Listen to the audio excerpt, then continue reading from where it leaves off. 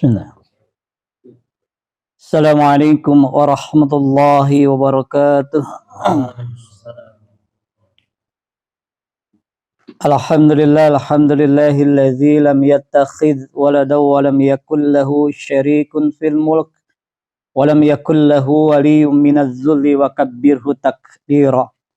Asyhadu an la ilaha illallah wahdahu la syarika lah wa asyhadu anna Muhammadan abduhu wa rasuluhu la nabiyya ba'da. Allahumma shalli wa sallim wa barik hadzal nabiyil karim Muhammad ibn Abdillah wa ala alihi wa ashabihi wa man tabi'ahu wa mawalah wa man ittaba'ah ila yaumil qiyamah. Ma sya'allahu kan wa ma lam yasha' lam yakun, la haula wa la quwwata illa billah, amma ba'd. Fa inna asdaqal hadits kitabullah wa khairal hadi hadi Muhammadin sallallahu alaihi wasallam wa syarrul umuri muhdatsatuha wa kullu muhdatsatin bid'ah wa kullu bid'atin dhalalah wa kullu dhalalatin finnar. Fa ya ayyuhal hadirun fa ya ayyuhal mu'minun usikum bi nafsi wa iyya bittaqwallahi wa ta'atihi faqad fazal muttaqun. Ya ayyuhalladzina amanu taqullaha haqqa tuqatih wa la tamutunna illa wa antum muslimun. Allahumma sallimna ila Ramadan wa sallim lana Ramadan wa tasallimhu minna mutaqabbalah. Alhamdulillah ikhwatul iman rahimakumullah. Syukur kita kepada Allah di malam Kamis, di bawah curahan Allah berupa hujan rahmat dari Allah. Allah masih mencurahkan nikmat hidayah, petunjuknya kepada kita, dan inayah pertolongannya kepada kita, sehingga dengan nikmat hidayah dan inayah semata dari Allah turunlah rahmat kepada kita, sehingga dengan rahmat Allah kita bisa melaksanakan kebaikan demi kebaikan. Karena tanpa rahmat Allah niscaya sulit rasanya kita untuk melaksanakan kebaikan dan ketaatan kepada Allah Azza wa Jalla. Sebagaimana Allah firmankan dalam surah Al-A'raf ayat 56, inna rahmatallahi qaribum minal muhsinin.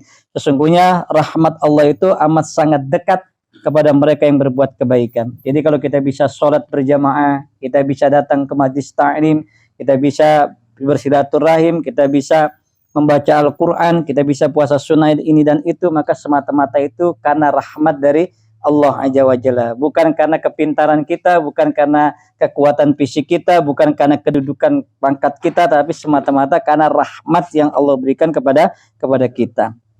Waalaikumsalam warahmatullahi wabarakatuh. Tabadal maskuran.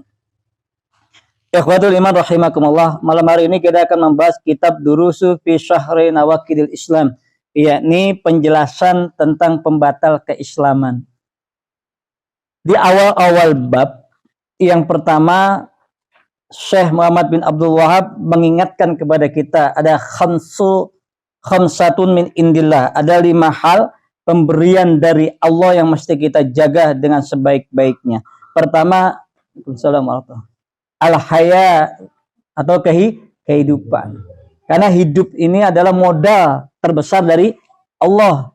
Karena orang yang tidak diberi kehidupan, maka dia tidak akan bisa melaksanakan semua kebaikan-kebaikan amanah dari Allah. Sehingga dalam kitab Naswaihul Ibad, Ibnu Hajar Al-Asqalani pernah berkata, inna a'dhami ni'amil lailil abdi, sesungguhnya nikmat Allah yang paling besar terhadap seorang hamba, minal ghaibi ilal maujud, dari tidak ada sampai menjadi ada. Kita bersyukur kepada Allah, kita sudah berada di muka bumi ini, di dunia ini lebih dari 40 tahun. Berarti usia kita sudah panjang. Yang jadi permasalahan, apakah usia panjang kita ini membawa keberkahan buat hidup kita, atau justru tidak membawa keberkahan buat hidup kita. Sehingga Syekh Abdullah bin Abdul Wahab mengingatkan kita menjaga modal ini sebaik-baiknya. Karena ayat mengatakan wala tamutunna illa wa antum muslimun. Sering kali kita mendengar, sering dibaca oleh khotib setiap Jumat. Maka tugas kita ketika dikasih kehidupan, jangan sampai kita meninggal wafat dalam keadaan selain muslim. Pertama. Yang kedua yang patut kita jaga adalah agama kita. Karena dari semua orang yang dilahirkan ke muka bumi ini, yang Allah berikan nikmat kehidupan, walaupun semuanya sudah disyahadatkan oleh Allah, ketika diambil perjanjian dalam surah Al-A'raf 172, tapi ketika dia lahir ke dunia ini nggak menjamin dia akan mendapatkan agama yang baik dan benar. Sehingga dalam Islam, dalam syariat Islam, kewajiban orang untuk menuntut ilmu, mencari agama yang baik dan benar itu harus. Kenapa? Karena Islam itu bukan agama keturunan. Nah, sehingga setelah kita dikasih nikmat hidup, jaga agama kita. Pelajari agama kita. Tuntut ilmu agama kita. Karena dengan agama yang baik dan benar, terutama tentang tauhid, itulah yang menjamin kita akan mendapatkan kebahagiaan kelak di depan Allah Azza wa Jalla.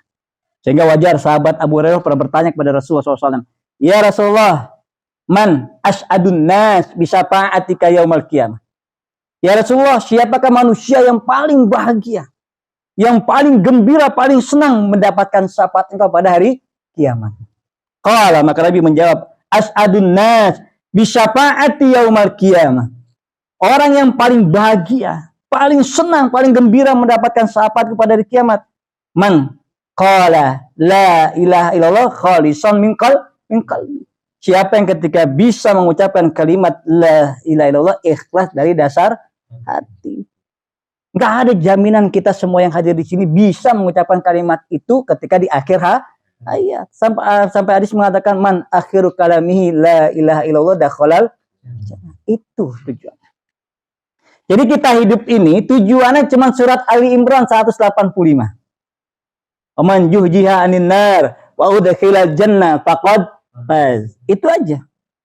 Siapa yang terpelihara dari api neraka, terselamatkan dari api neraka, masuk ke dalam surga, dialah orang yang selesai. Itu makna dari kalimat wala tamutunna illa wa antum muslimun. Ini yang kedua yang mesti kita jaga. Yang ketiga, akal. Karena dari semua yang lahir ke dunia ini, tidak ada manusia yang tidak dikasih akal sama Allah. Yang ini wajib kita jaga. Bagaimana menjaga akal? Dengan tolabul. Kan ayat mengatakan, yarfa'illahu allazina amanu minkum wallazina utul ilma. Sesungguhnya Allah akan mengangkat orang-orang yang beriman dan berilmu beberapa derajat. Demi Allah, tanpa ilmu kita nggak akan bisa apa-apa. Inilah yang menjadikan bapak moyang kita, Adam alaihissalam, dihormati oleh para malaikat. Yang awalnya berat rasanya malaikat ingin sujud kepada Adam. Coba. Kan nyatanya jelas ketika dipanggil para malaikat, disuruh nyebutin nama-nama benda di surga, apa kata malaikat? Subhanaka la ilma lana illa ma'alam innaka antal alimul. Adam ketika disuruh nyebutin, sebut semuanya. Barulah di situ malaikat mau tunduk atas perintah Allah, sujud penghormatan kepada Adam alaihissalam. Illa iblis abawas takbar wa kana minal kafirin. Kita paham itu. Jangan sia-siakan akal yang Allah berikan kepada kita. Karena ada pertanggung jawabannya. Dalam surah An-Nahl 78. Allahu akhrajakum min butuni ummahatikum la ta'lamuna syai'an. Ketika Allah keluarkan kalian dari rahim-rahim perut ibu kalian, la ta'lamuna syai'an, kita nggak ngerti apa-apa, nggak tahu apa-apa. Lahir cuman bisa nangis karena saat ibu kita atau seorang ibu akan lahir itu ditungguin oleh Ummu Sibyan, setan perempuan yang tugasnya niupin hawa panas atau menusuk kepada bayi yang akan dilahirkan. Sehingga semua bayi yang terlahir pasti nangis. Nggak tahu apa-apa, nggak kenal ayahnya mana, ibunya mana, kakaknya mana, adiknya mana, ini siapa, nggak tahu. Tapi Allah dengan kasih sayangnya memberikan kita modal yang berharga panca indera. Wa ja'alakumus sam'a wal absara wal afidah la'allakum tashkurun. Tugas kita dikasih panca indera bersyukur. Gunakan akal kita untuk menuntut. Wah, kalau kita bahas keutamaan menuntut ilmu nggak ada habisnya. Hanya itu bicara masalah keimanan kepada yang gaib. Sulit rasanya kita kalau nggak mempunyai keimanan yang sesungguhnya. Kemudian yang keempat, harta yang perlu kita jaga, al-mal. Karena dengan panca indera tadi, dengan modal yang Allah kasih gratis kepada kita, datanglah berbagai macam karunia dan nikmat dari Allah. Sehingga manusia bisa dengan telinganya menghasilkan harta, dengan matanya menghasilkan harta, dengan lisannya menghasilkan harta, dengan akalnya pun menghasilkan harta. Sehingga dari itu pula ada kewajiban-kewajiban yang harus dia jaga dari harta yang yang Allah berikan kepada dia. Makanya dalam Islam itu ada zakat, infak dan sedekah. Itu. Bahkan Allah katakan wa may yashkur fa inna ma yashkuru ala nafsi. Siapa yang bersyukur, maka sesungguhnya dia bersyukur kepada dirinya sendiri. Jadi kalau kita zakat, infak, sedekah itu bukan untuk Allah, tetapi untuk diri kita sendiri. Kemudian yang kelima, menjaga nasab dan kehormatan harga diri kita. Gitu. Jadi perlu dalam Islam menjaga nasab, keturunan. Wal yakhshal ladzina law taraku min khalfihim dzurriyyatan di'afan khafu 'alaihim falyattaqullaha wal yaqulu qawlan sadida. An-Nisa ayat 9. Setiap orang yang sudah menjadi orang tua, yang Allah karuniakan keturunan, ataupun tidak, dia punya tanggung jawab menjaga nasab dan kehormatan harga diri. Makanya ketika sahabat Ali ditanya tujuan hidup itu apa, cuma dua, iskariman aumut saidan, itu aja. Kalau pengen hidup yang mulia, kalau mati, matilah mati sah, itu aja. Inilah yang diamalkan saudara-saudara kita di Gaza, Palestina, mempertahankan negerinya, mempertahankan tanah airnya. Dia memilih hidup mulia dengan Al-Quran dan Sunnah, atau dia mati syahid, sekalipun tidak ada yang membela kaum mereka. Inilah tujuan hidup kita. Nah, dari kelima ini, maka Syekh Abdullah bin Abdul Wahab memasukkan kepada bab yang selanjutnya tentang asyratu min nawaqidil Islam. Ada 10 perkara yang membatalkan keislaman. Assalamualaikum. Nanti kita akan lihat apakah kita termasuk yang batal Islamnya atau tidak. Nanti kita akan lihat. Al-awwal asyirku fi ibadatillahi ta'ala. Pembatal keislaman yang pertama, syirik, musyrik dalam beribadah kepada Allah yang Maha Tinggi. Qala Syekhul Islam Muhammad bin Abdul Wahhab rahimahullahu ta'ala, telah berkata Syekh Islam Muhammad bin Abdul Wahhab, semoga Allah merahmatinya, i'lam, ketahuilah, an nawaqidil islami asyratu nawaqid. Sesungguhnya pembatal keislaman itu ada 10. Al-awwal, yang pertama, asyirku fi ibadatillahi ta'ala, yakni menyekutukan Allah dalam beribadah. Wa hiya wajibatun ala kulli muslim. Sesungguhnya wajib atas setiap orang muslim, lihat kalau kau aksara hadasa lidinihi, merasa khawatir sesuatu yang akan menimpa kepada agamanya. Tolong perhatikan, kita kan lebih khawatir sesuatu yang menimpa kepada diri kita atau harta kita atau keturunan kita, tapi kita nggak khawatir dengan sesuatu yang menimpa kepada agama kita. Padahal yang paling utama bagi hidup kita adalah agama. Yang ini terkadang dianggap remeh. Maka dijelaskan oleh Syekh bin Abdullah bin Abdul Wahhab, wahiyya wajibatun ala kulli muslim, dan sesungguhnya wajib bagi setiap orang muslim lil khalaqa aksara hadasa lid-dini, merasa lebih banyak khawatir agar tentang sesuatu yang akan menimpa kepada agamanya. Badala minal khalaqa ala nafsihi wa ala malihi, daripada dia khawatir terhadap sesuatu yang menimpa kepada dirinya atau kepada hartanya. Tapi kan kenyataannya terbalik. Kita lebih merasa khawatir kalau diri kita sakit, kalau diri kita kena musibah, kalau diri kita kena kecelakaan dan segala macam, atau dengan harta kita. Yang harta kita kehilangan, kecolongan, kerampokan, dan segala macam musibah yang datang. Sehingga banyak orang yang ketika kehilangan diri jiwanya, dari keluarganya ada yang meninggal, apakah istrinya, suaminya, anaknya, dia stres. Dia kehilangan pegangan. Sampai dia pun ikut bunuh diri. Apalagi kalau orang yang kehilangan harta. Padahal itu kehilangan yang nilainya lebih kecil dibandingkan kalau dia sampai kehilangan agama. Kama qala Rasulullah sallallahu alaihi wasallam, sebagaimana yang disabdakan oleh baginda besar Muhammad Rasulullah sallallahu alaihi wasallam, innaha satakunu fitanun, sesungguhnya akan terjadi berbagai macam fitnah. Kaqita'il lailil muzlim, sebagaimana terjadinya gelap malam, potongan di sepotongan gelap malam gulita. Kalau kita lihat hari ini, kondisi hari ini, kehidupan kita ini sudah dikelilingi dengan berbagai macam fitnah, terutama tentang fitnah kehidupan. Sampai Rasulullah SAW memerintahkan kita kalau sholat di tahiyat terakhir sebelum salam, Allahumma inni a'udzubika min azabi jahannama wa min azabil wa min fitnatil mahya wal mamat wa min syarri fitnatil masihid. Coba bayangkan. Artinya apa? Bahwa selama kita hidup, yang namanya fitnah itu akan selalu ada. Bahkan ada kemungkinan kita termasuk orang yang terkena bagian dari fitnah itu sendiri.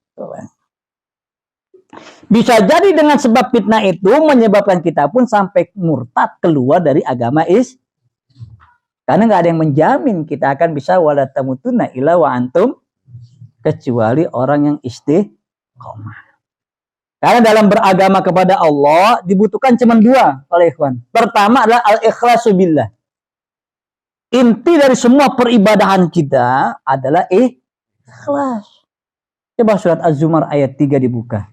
Ala inna dina lillahil khalis. Sesungguhnya agama Allah itu yang Allah kehendaki adalah agama yang ikhlas. Jadi kalau segala sesuatu kita jalankan gak ikhlas, sia-sia. Capek waktu, capek tenaga, capek biaya, semuanya sia-sia. Tidak akan bernilai apa-apa. Yang kedua, setelah ikhlas dibutuhkan itu aja. Wah, betapa nikmatnya orang yang punya dua nilai ini. Dia ikhlas dan istiqomah. Kita lihat as-sabiqunal awalun. Saudara guru-guru kita itu yang pertama kali menetapi jamaah, subhanallah, betapa ikhlasnya kalau diamanahkan jauh dengan ada kondisi yang begitu luar biasa, dengan biaya ala kadarnya, dengan kemampuan ala kadar, tapi karena ikhlas maka yang menolong, yang menguatkan adalah Allah. Apalagi istiqomahnya mereka, subhanallah. Kita belajar betul bagaimana keistiqomahan para as-sabiqunal awalun dalam jamaah. Yang mereka hidupnya itu ala inna awliya Allahi la khaufun alaihim wa lahum yahzanun allazina amanu wa kanu yattaqun. Surat Yunus ayat 62-63 dan sebagainya.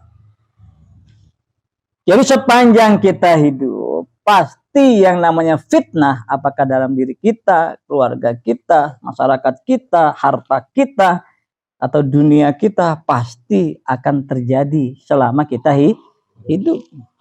Nggak mungkin tidak. Sampai bisa jadi fitnah tadi ada yang menyebabkan salah satu keluarga kita, anggota keluarga kita, ataupun saudara kita, teman kita keluar dari agama Islam. Ya ayyuhalladzina amanu mayartadda minkum an dinihi fasawfa ya'tillahu biqaumin yuhibbuhum wa yuhibbunah.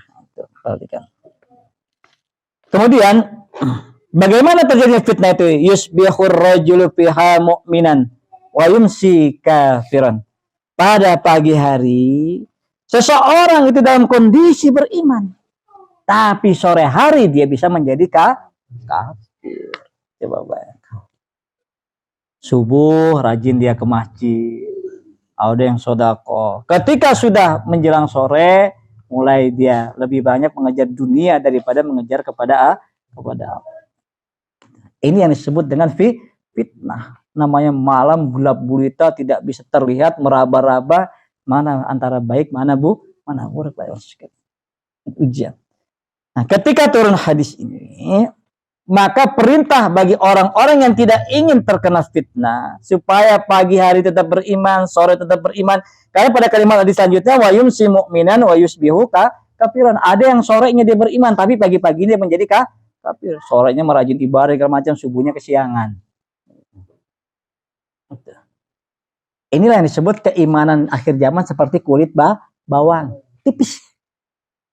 Nah, sehingga Nabi menjelaskan dan Al-Quran dalam surah pertama Al-Baqarah 148. Kalau kita tidak ingin terkena fitnah akhir zaman, yang terus menguji kita, menggerogoti keimanan kita. Pertama, fastabiqul khairat.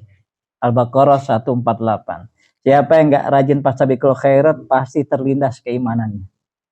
Pasti dia bisa paginya beriman, sorenya kafir. Sorenya beriman, paginya kafir. Tapi kalau dia sehidupnya itu konsepnya adalah beramal soleh atau fastabiqul khairat, sulit akan dikalahkan dengan kekafiran. Maka kewajiban kita wa ta'awanu 'alal birri wat taqwa. Inilah fungsinya berjamaah. Kalau nggak berjamaah nggak akan dapat ini. Amal soleh, fastabiqul khairat, wa ta'awanu 'alal birri wat taqwa adanya dalam kesatuan kaum muslim. Yang lain kan masing-masing. Itu. Yang penting saya mah selamat, keluarga saya mah selamat, nggak mikirin kepada orang lain. Bahkan ada yang tidak peduli dengan saudaranya yang sedang dijajah, saudara yang sedang dihinakan, bahkan diusir dari tempat tinggal tanah airnya. Bahkan berani mereka menghinakan, memfitnah orang-orang yang sedang mempertahankan tanah airnya. Coba bayangkan. Para sekalian. Inilah ujian keimanan tadi. Pertama, kewajiban kita supaya tidak terkena fitnah adalah bagaimana selalu hidup dengan fastabiqul. Yang kedua, Ali Imran 133, wasyari'u ila maghfiratin mir rabbikum wa jannatin arduas samawati wal. Bersegera. Jangan tunda-tunda jangan tunda-tunda amal soleh. Antar saja kalau udah lapang, antar saja kalau saya sudah kaya, antar saja kalau sudah ini, jangan segala macam. Coba bayangkan. Sebagaimana keimanan yang teruji kepada sahabat Nabi Amr bin Jamuh. Ini sahabat yang paling tua, yang terakhir memeluk agama Islam. Di antara semua sahabat sudah Islam. Masih beruntung dia mendapatkan hidayah, masih bisa memeluk agama Islam walaupun dia ikut perang Badar, akhirnya mati duluan. Dan akhirnya menjadi syahid. Akhir hayatnya indah, sekalian. Nah, kalau kita kan nggak menjamin. Kemudian yang ketiga kata Nabi, tugas kita badiru bil a'mal. Itu, bersegeralah kalian untuk beramal. Jadi jangan ditunda. Sehingga dari dua ayat dan satu hadis tadi, jangan pernah menunda-nunda amal kebaikan. Apa yang bisa kita lakukan, lakukan. Kenapa? Karena ini adalah zaman fitnah. Gitu. Sampai Nabi mengatakan, ya bi'udinahu bi'aradi minad dunya. Banyak orang yang menjual agamanya hanya dengan urusan dunia yang nilainya sedikit. Gitu. Contoh yang gampang. Rasulullah SAW kan mengatakan sholat sunnah fajar nilainya bagaimana? Khair minad dunya wa ma fiha. Tapi betapa sulitnya orang istiqomah untuk sholat fajar. Nah, tapi kalau dibilang siapa yang datang ke masjid lebih awal dapat nilai hadiah umroh, penuh nggak masjid? Penuh. Karena ada embel-embel dunia. Jadi apapun kalau ada embel-embel dunia terasa indah. Padahal nilainya tidak seberapa pada sekali. Nah, contoh kayak orang yang membagikan jenazah, hitungannya. Rasulullah kan sudah menjamin yang memandikan, mengkafani, menyolatkan, menguburkan 2 kirot, kan kirotan. Tapi ada orang yang menjadikan pekerjaan sehingga bernilai, bahkan berpaket. Paket A sekian, paket B sekian. Ini habis setelah ini mandinya bayar sekian itu. Nah, kalau ini terjadi, maka sia-sia. Itu yang disebut dengan menjual agamanya dengan dunia. Yang nggak seberapa.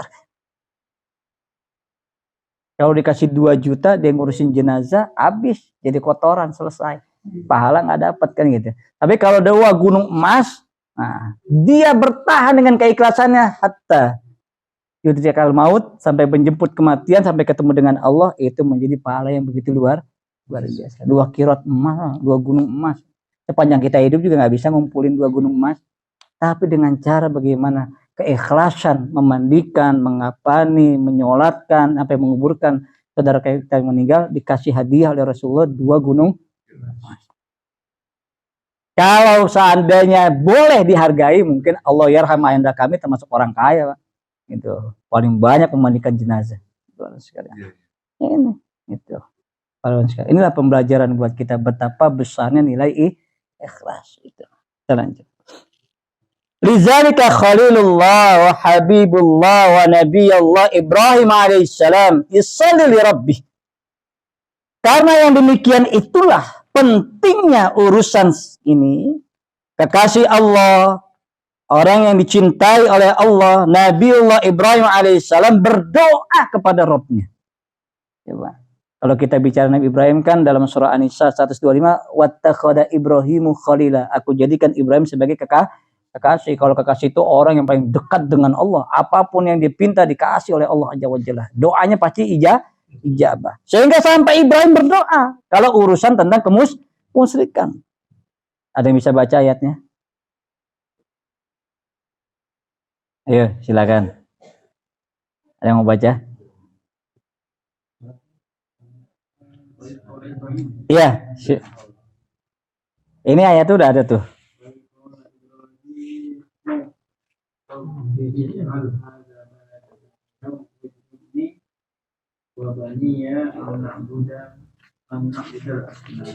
Lanjut.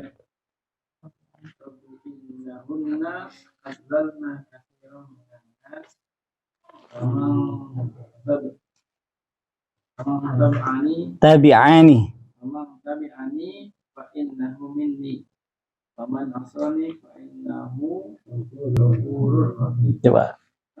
Ya, sampai Ibrahim berdoa kepada Allah. Wa idz qala Ibrahim rabbi ja'al hadza balada aminan wajnubni wa baniya an na'budal asnam. Dan ingatlah ketika Ibrahim berkata, ya Rabb kami, jadikanlah negeri ini negeri Mekah, negeri yang karena Mekah itu adalah negeri tempat yang pertama kali dibangun oleh Ibrahim sebagai tempat ibadah. Inna awwala baiti wudi'a lin-nasi bi Bakkah mubaraka wa hudalil alamin. Coba bayangkan. Sesungguhnya tempat negeri yang pertama kali dibangun untuk beribadah kepada Allah negeri Mekah. Coba bayangkan. Nah, ketika sudah Ibrahim bangun, berdiri itu Ka'bah, berdiri Baitullah, berdoalah Ibrahim kepada Allah. Supaya negeri ini, maka ini menjadi negeri yang aman. Aman maksudnya dari kemusyrikan. Karena pada saat itu kemusyrikan sesuatu yang begitu mengerikan. Sampai membuat Ibrahim terusir dari tempat tanah air kelahirannya. Coba bayangkan. Sampai dia berpikir bagaimana mencari namanya Allah yang harus disembah. Malam hari dia naik ke atas bukit, dia lihat bintang, haza rabbi. Ini Tuhanku. Falamma afalat qala la uhibbul afilin. Ketika pagi hari dia bangun, dia lihat bintang nggak ada, Tuhannya hilang. Aku nggak suka sesuatu yang hilang. Ini pencarian seorang nabi mencari tentang ketahuidan. Kita nggak perlu nyari, sudah ada. Tinggal bagaimana kita mengimani dengan sebaik-baiknya. Ibrahim mencari, Pak. Sampai dia lihat kelakuan kaumnya yang membeli patung oleh pamannya, kemudian disembah patung itu, dikumpulkan di tempat peribadahannya, 360 patung ada. Sampai Ibrahim berpikir bagaimana supaya kaumnya nggak sesat, gimana supaya mereka melek melihat yang disembah, yang dipinta, yang diharapkan nggak bisa mendatangkan manfaat dan mudarat buat hidup.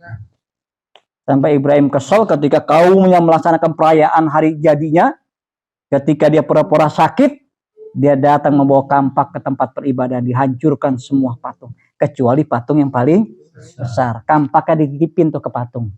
Kalau kita mungkin semua patung kita hancurin, terutama yang paling besar. Ibrahim enggak. Ini ciri orang yang punya akal. Ya. Ditaruh tuh kampak di patung yang gede. Coba bayangkan, ditinggalin sisain satu. Di saat semua patung dihancurkan. Ketika kaumnya selesai berpesta pora, pagi hari ingin menyembah Tuhan-Tuhan mereka, ternyata Tuhannya gelimpangan. Ada yang kepalanya lepas, tangannya putus, badannya terbelah. Marahlah, melapor kepada Raja Namrud yang jelas tahu di antara semua manusia yang nggak keluar ke pesta kaumnya itu cuman Ibrahim yang izin pura-pura sakit. Dihadapkanlah Ibrahim ke Namrud. Sampai diikat, sampai siap dilemparkan ke dalam. Semua kaumnya harus membawa satu ikat kayu bakar, sehingga berkumpullah kayu bakar seperti gunung yang disulut api menyala besar, dan Ibrahim siap nanti kami jelaskan. Sampai berdoa. Yang dikhawatirkan Ibrahim ketika Ka'bah sudah jadi, ingin aman dan nyaman, wadubni wa baniya anak budal, jadikanlah aku dan anak keturunanku supaya tidak menyembah kepada berhala. Permintaan Ibrahim cuma itu. Karena betapa mahalnya, betapa berharganya tentang tauhid. Orang hidup sekaya apapun, sehebat apapun, sekuat apapun, setinggi pun jabatan, nggak punya agama, nggak punya tauhid, nol di hadapan Allah. Lebih baik orang yang miskin, budak sekalipun, tapi tauhidnya. Nah, inilah yang dibentuk oleh baginda besar Muhammad SAW ketika di kota Mekah.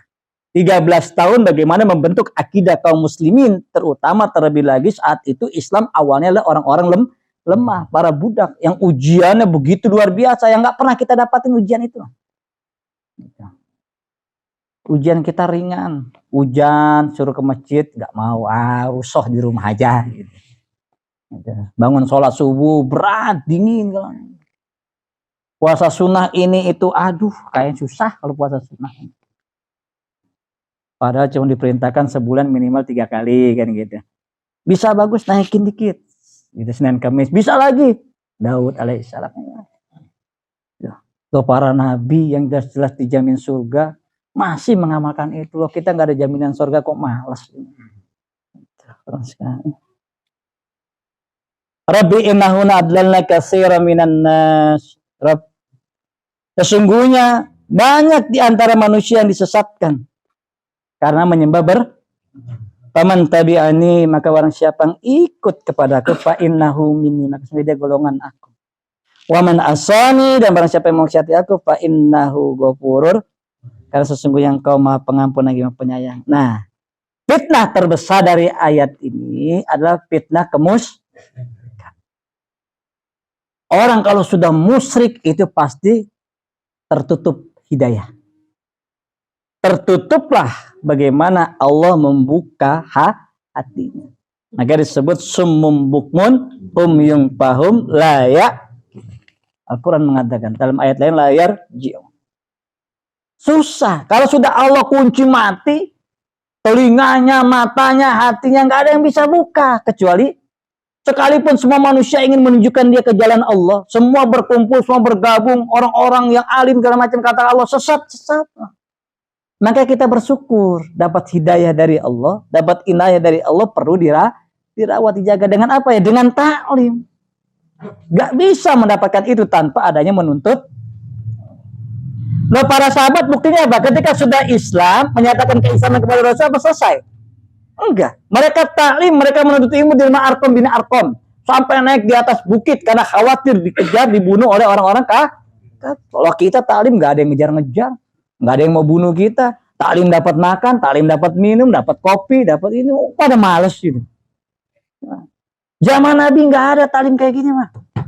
Zaman kami di Muhajirin juga nggak ada. Pakai obor, tahu gitu. Becek jalannya kayak kebo gitu. Tapi gironya itu ada. Kenapa semua sekarang fasilitas mudah segala macam? Berat rasanya. Kenapa? Karena tadi fitnah dunia. Ya. Inilah kecenderungan manusia hari ini. Teruji keimanan kita. Nah, sehingga fitnah terbesar adalah kemusyrikan. Sampai ketika turun ayat ini, nah Rasulullah SAW kumpulin para sahabat. Nabi ceritakan tentang bagaimana keluh kesahnya Nabi Ibrahim alaihissalam tentang kondisi umat hal itu. Sampai Ibrahim hijrah, bangun masjid, bangun rumah atau Ka'bah di Mekah itu. Kemudian berdoa kepada Allah, harapannya negeri itu, Ka'bah itu menjadi negeri yang aman dan tidak ada lagi mengatakan pemusyrikan. Setelah itu dia serahkan urusan sama Allah. Sehingga turunlah kemudian kepada Nabi Isa, berlanjut tentang harapan Nabi Isa, kaumnya yang sudah ma'idatan minas sama. Nabi Isa ini, Bani Israel ini luar biasa. Bilang sama Isa, kalau engkau bisa menurunkan makanan dari surga, dari langit, saya beriman kepada Allah. Isa sholat 2 rakaat. Doa sama Allah dalam surah Al-Maidah ayat terakhir loh. Turun itu ma'idatan minas sama. Tapi Isa sudah ambil perjanjian dengan orang Bani Israel. Kalau sampai kalian setelah turun itu makanan dari langit tidak beriman kepada Allah, akan diazab dengan azab yang akan pernah diterima oleh manusia manapun di muka bumi ini. Perjanji Allah. Turun Pak. Satu baki itu. Coba. Buah-buahan kurma surga, anggur surga, pokoknya dari surga semua Pak. sampai daging-daging burung dara surga dimakan oleh Bani Israel. Tadi makan apa? Hadza syihrun mubin. Nah, ini sihirnya Musa. Coba bayangkan. Apa kata Allah dalam surah Al-Maidah ayat 50? Dikutuklah bangsa ini menjadi kera dan babi. Ini sehingga dalam ayat ini Rasul mengatakan in tu'azzibhum fa innahum ibaduk wa in taghfir lahum fa innaka antal azizul hakim. Ya Allah ya Rabb, kalau di antara umatku ada yang tersesat, dia melakukan permusyrikan, sesungguhnya kalau engkau mengazab dia adalah coba saking sayangnya Nabi sama umatnya. Ketika turun ayat ini, beliau mengatakan apa dalam doanya? Allahumma ummati. Allahumma ummati. Allahumma ummati. Sampai 3 kali. Ya Allah, umatku. Ya Allah, umatku. Sampai 3 kali. Summa baka. Kemudian Nabi nangis. Ketika Nabi nangis itu, Jibril melihat. Lalu Allah bertanya, wahai Jibril. Kan Allah nggak tahu. Kenapa hambaku Muhammad Rasul itu menangis? Coba. Karena khawatir terhadap umat. Coba nggak ada Nabi yang khawatir begini. Jangankan mikirin keluarganya, dirinya. Yang diingat adalah boro-boro umatnya ingat sama Nabi. Coba. Nabinya luar biasa. Karena Nabi tahu fitnah yang akan terjadi setelah beliau tidak ada adalah kemusyrikan. Sebagaimana kembalinya orang-orang yang sudah beriman menjadi jahiliyah. Nah, makanya Syekh Abdul Wahab ini sampai membuat masail jahiliyah. Ada 339 permasalahan jahiliyah. Beliaulah tokoh yang merubah bagaimana orang-orang di kota Jazirah Arab tadi yang penuh kejahilian menjadi tauhid pemurnian. Nih, walaupun akhirnya timbul fitnah dan segala macam yang tentang keburukan beliau. Padahal beliau adalah pemurni tentang akidah dan tauhid. Ini. Sampai Nabi pun merasa khawatir. Karena Nabi tahu bagaimana kondisi umat akhir zaman. Kita lanjut. Hadza Khalilullah wa Habibullah wa Nabiullah alladzi damaral asnama biyadi. Inilah kekasih Allah Ibrahim alaihissalam tadi. Hamba yang dicintai oleh Allah, Nabiullah yang menghancurkan berhala dengan tangannya sendiri. Coba, saking geramnya, saking gak habis pikirnya dalam surah Al-An'am kan dijelaskan tuh. Ini araka wa qaumaka fi dolalim mubin. Wahai paman, aku lihat engkau dan kaumku dalam kondisi sesat yang sangat nyata. Patung nggak bisa gerak, nggak bisa ngomong, nggak bisa ngapa-ngapain, kok disembah diminta. Ini yang bodohnya ini manusianya apa patungnya? Makanya kesel Ibrahim sampai menghancurkan dengan tangannya. Uzibu min ajali, yang menyebabkan dia disiksa dengan cepat. Alfitu finnar, bahkan dia dilemparkan masuk ke dalam api. Coba. Ketika sudah nyala seperti gunung api itu, Ibrahim dilontarkan ke dalam api, semua binatang berupaya untuk memadamkan api, kecuali cicak. Cicak malah niupin supaya api gede. Nah, sehingga menjadi sunnah dalam hadis Nabi membunuh cicak, terutama malam Jumat. Dibolehkan. Gitu. Satu-satunya binatang yang nggak mau memadamkan api malah niupin supaya api gede. Itu di saat seluruh binatang mencoba untuk memadam, tiba-tiba Allah berkata, ya narukuni bardaw wassalaman ala Ibrahim, dalam surat Al-Anbiya. Wahai api, dingin dan selamatkan Ibrahim. Gak terasa apa-apa. Keluar Ibrahim dari api, bingung Namrud. Inilah yang disebut dengan mukjizat. Kalau urusannya sudah dengan Allah, selesai. Keyakinan kepada Allah. Inilah yang dipegang oleh orang-orang terdahulu kita. Bagaimana keyakinan dia menghilangkan kemusyrikan dengan tauhid yang murni. Sehingga dalam kondisi sesulit apapun, Allahus Samad. Allah tempat kita kadang nggak makan sehari udah bingung. Duit tinggal 10.000 aja di rumah puyeng. Mau beli apa ini? Beli ini kurang, itu kurang. Karena tidak ada sekalian. Ini harus kita pahami. Nah, sehingga inilah yang menjadikan bagaimana luar biasa Nabiullah Ibrahim alaihissalam. La yazalu qalaqan alai ayuridu wa ya'budal asnam. Sehingga tidak ada keinginan, kekhawatiran yang lebih berat daripada Ibrahim supaya pengikut-pengikutnya, generasi-generasinya, keturunannya tidak lagi menyembah berhala. Nah, kalau sekarang kan berhalanya ganti, Pak. Bukan patung. Setan kotak itu duit, terutama setan kotak, Pak. Setan kotak ini kadang mengalahkan kita dengan sholat. Sudah azan masih dimainin aja itu setan kotak. Belum komat taraja gitu. Udah komat belum juga amin. Sama dengan orang yang ngerokok, maaf. Gitu. Kalau ada yang masih ngerokok, orang kalau jalan ke masjid sambil ngerokok, Pak, itu sudah depan masjid. Ini rokok masih setengah nih. Tanggung belum komat, udah komat, tanggung, dikit lagi 1.000 lumayan nih. Gitu. Apalagi sampai ngomong, saya kalau nggak ngerokok nggak keluar inspirasi. Wah, ini musyrik. Inilah yang menjadikan tadi fitnah itu terjadi dalam diri setiap kaum muslim. Ngeri sebenarnya. Apalagi kalau kita ketergantungan dengan tadi setan kotak tadi. Karena dunia itu ada di genggaman kita. Bisa kita bawa manfaat untuk kebaikan, bisa dibawa keburukan, tergantung kita.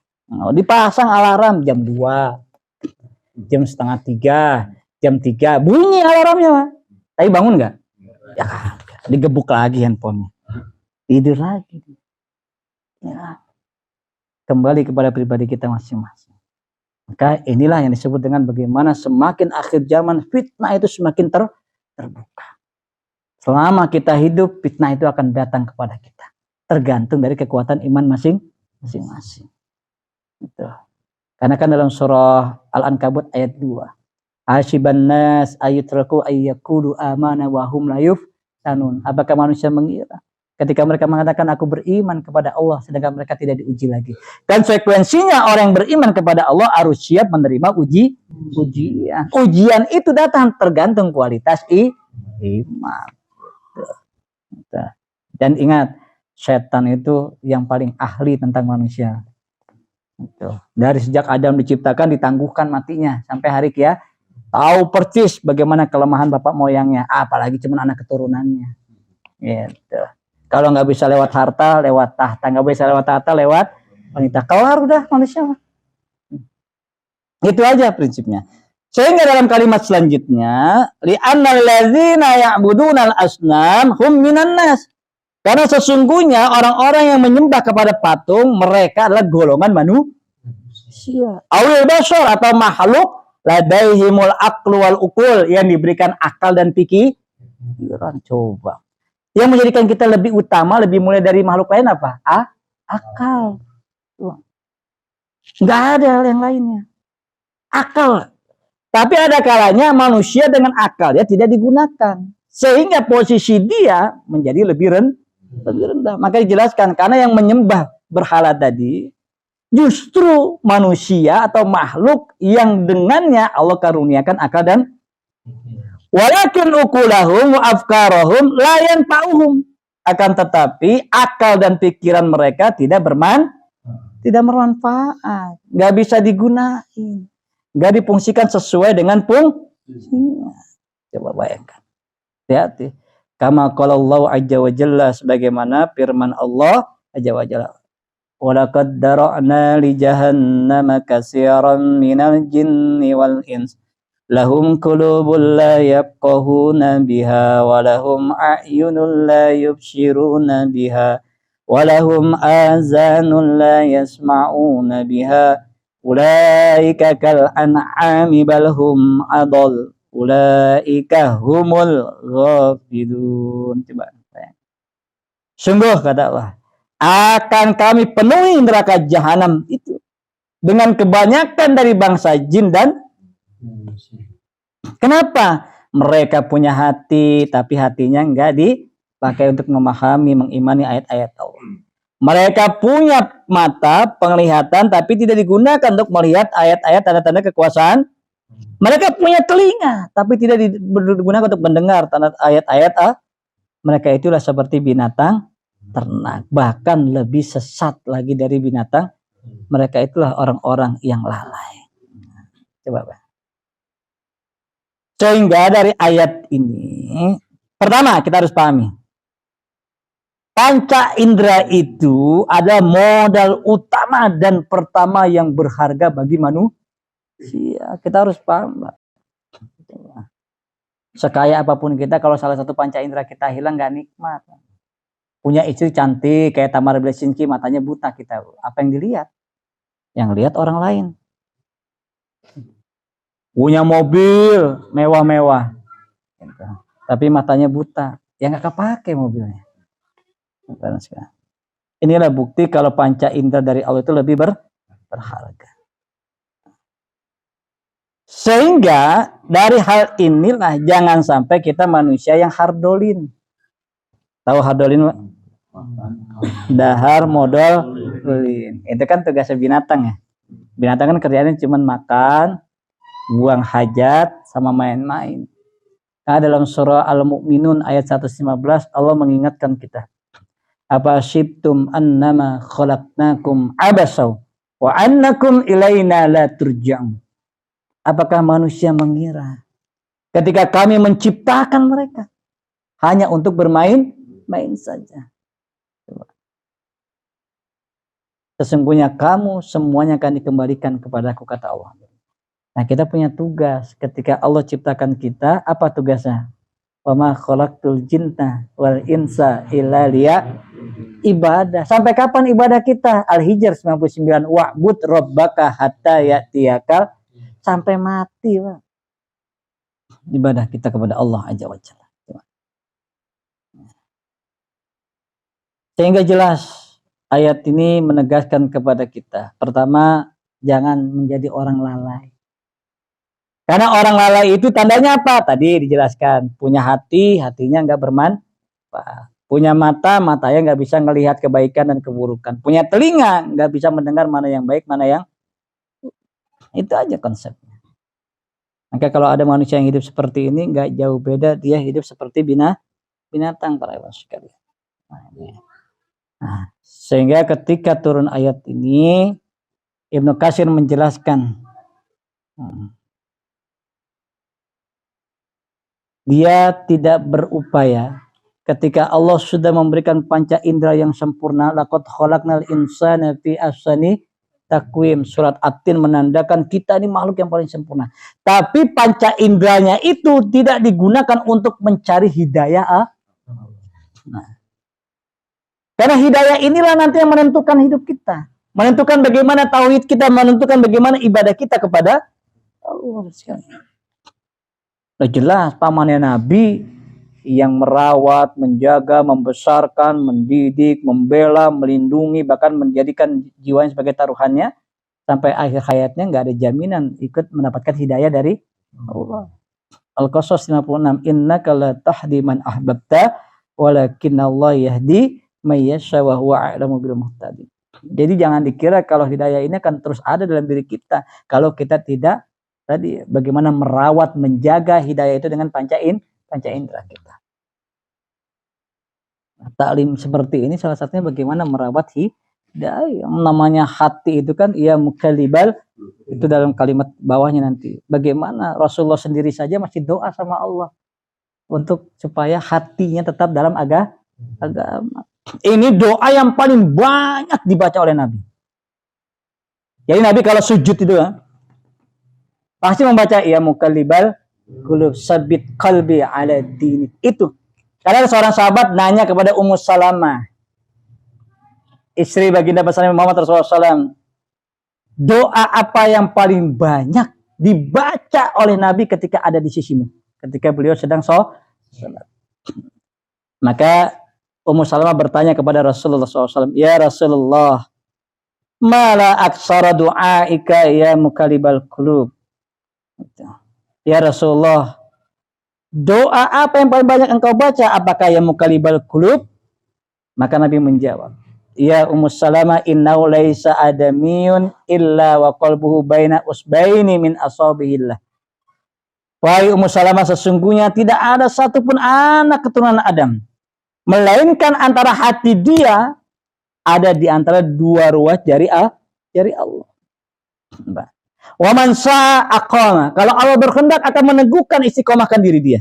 Wa man syaa azagh. Waalaikumsalam warahmatullahi. Kalau Allah berkehendaki, Allah akan menyesatkan dia. Coba bayangkan. Ya. Dari penjelasan inilah yang berhak memberikan hidayah dan kesesatan adalah Allah. Tapi kita perlu merawat, menjaga, mencari hidayah. Itu coba. Nabi saja masih berdoa yang paling banyak, ya muqallibal qulub sabit qalbi ala din. Sampai jam 10 ya. Enggak usah lama. Fasoli Ibrahim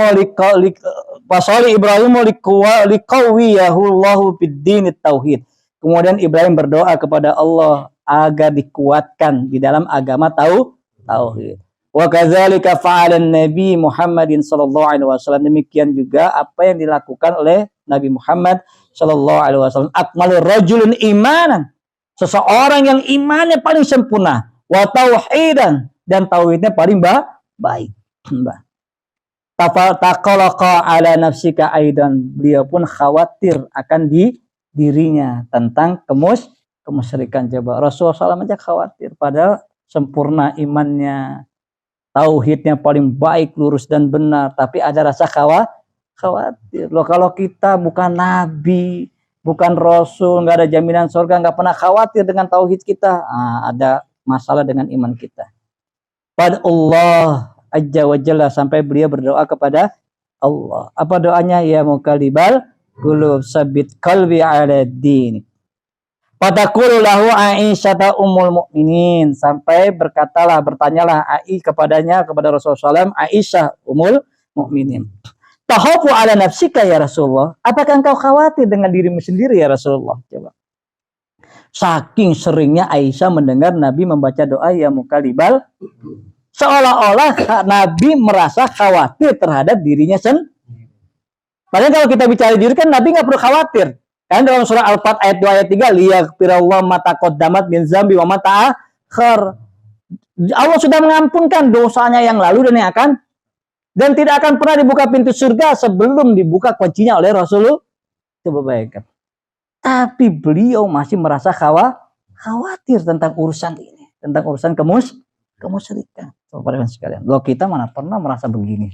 Aman-aman saja. Tenang-tenang saja. Wah, umat Nabi dijamin surga, kullu ummati yadkhulunal jannah. Oh, tenang aja, kalau umat Nabi pasti dijamin masuk surga. Itu kan pikiran kita begitu. Nah, coba bayangkan. Ilaman apa itu kuncinya? Barang sekalian.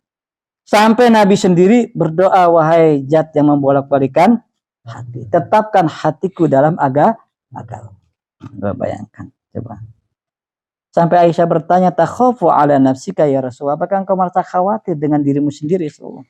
Fayaqulu Rasulullah sallallahu alaihi wasallam, maka berkatalah Rasulullah SAW, ya Aisyah, wa ma yu'minuni, wahai Aisyah, apa yang membuat aku merasa aman?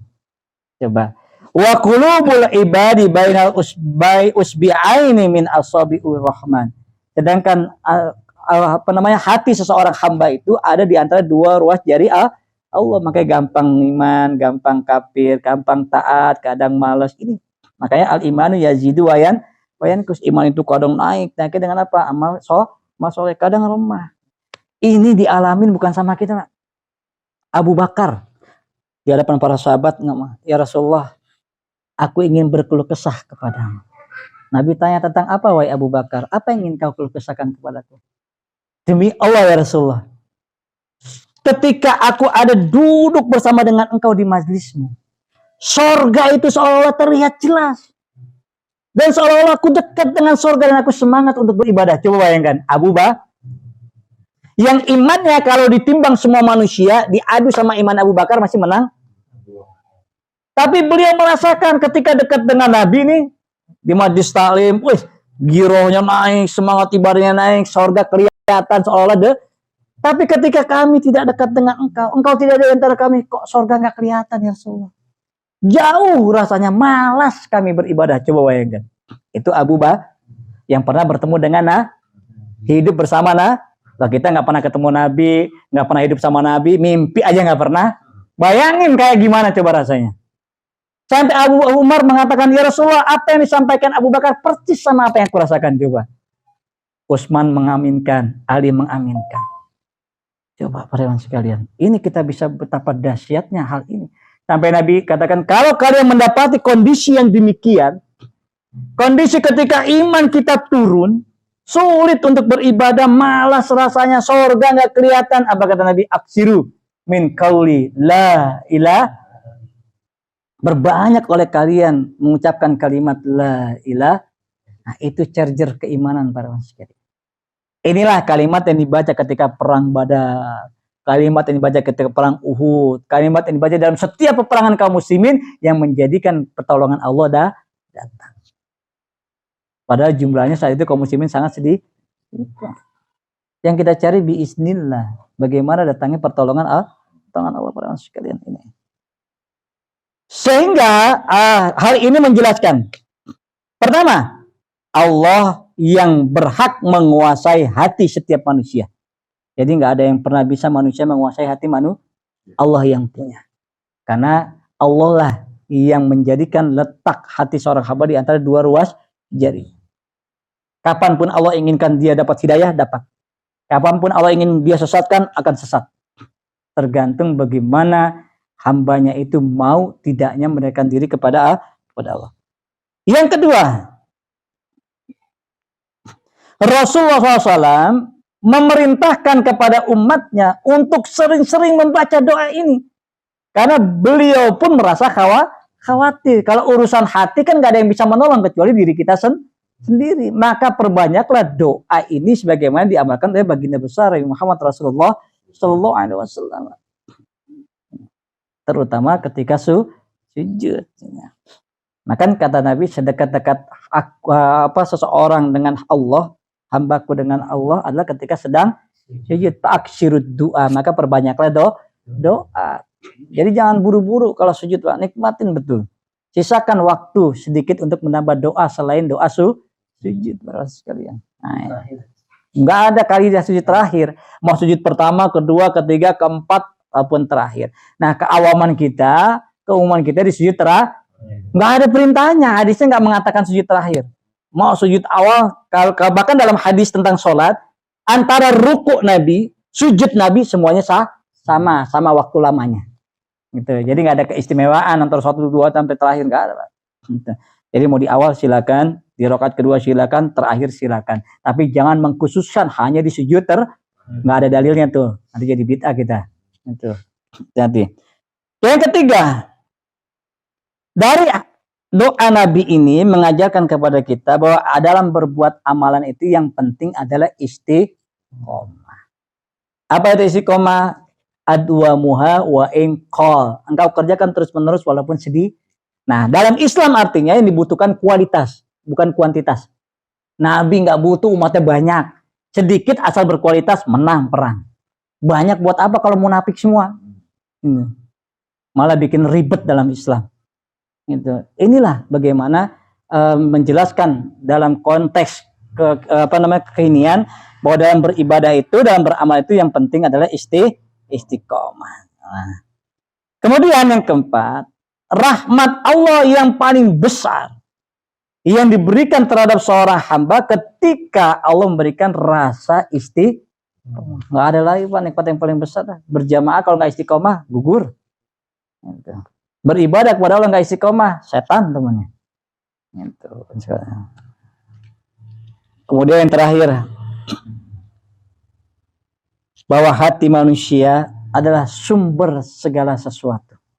Baik dia bisa jadi baik, jahat dia bisa jahat. Karena Nabi mengatakan ala inna fil jasadi mudghah.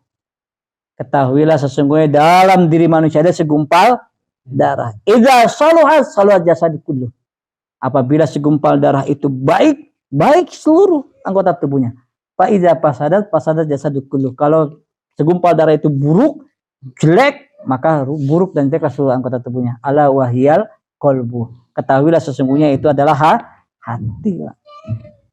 Yang hati inilah menjadi sumber tauhid kita, menjadi sumber yang dilihat oleh Allah dalam ibadah kita, menjadi sumber keikhlasan kita beribadah kepada Allah Subhanahu wa taala. Sehingga masalah urusan ikhlas, urusan tauhid, urusan istiqomah yang tahu antara kita dengan Allah Azza wa Jalla. Manusia nggak ada yang tahu karena manusia ditutup hatinya atau matanya untuk melihat tentang hati manusia yang lainnya. Maka inilah konsep hidup kita. Maka perbanyaklah bagaimana kita minta pertolongan kepada Allah supaya bisa ikhlas beribadah, supaya bisa istiqomah beribadah dengan doa ya mukallibal qulub sabit qalbi ala din. Mudah-mudahan kita semua dalam keadaan istiqomah beribadah kepada Allah Subhanahu wa taala. Amin. Kembali kepada Amil Majlis.